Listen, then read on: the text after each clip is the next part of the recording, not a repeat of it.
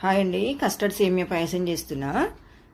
చాలా చాలా టేస్టీగా ఉంటుంది అనమాట. కడాయి పెట్టుకొని ఒక స్పూను నెయ్యి వేసుకొని జీడిపప్పు వేయించుకోవాలి. వేయించి ఒక గిన్నెలకు తీసి పెట్టుకోవాలి. మళ్ళీ అదే గిన్నెలో పెద్ద స్పూన్ల సేమియా వేయించి పెట్టుకోవాలి.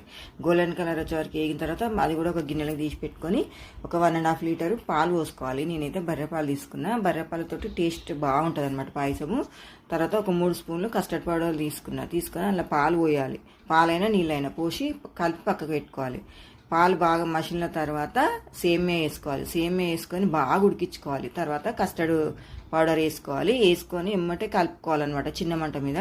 తర్వాత ఒక 250 గ్రాములైనా 200 గ్రాములైనా చక్కెర వేసుకున్న తర్వాత కలుపుకొని ఒక 80% సేమియా ఉడికిన తర్వాత జీడిపప్పు వేసుకోవాలి. నెయ్యిలో ఫ్రై చేసుకున్నది చిక్కగా ఉడికించుకోవాలి. తర్వాత కొంచెం కుంకుమ వేసుకోవాలి. ఇది ఆప్షనల్ మాత్రమే.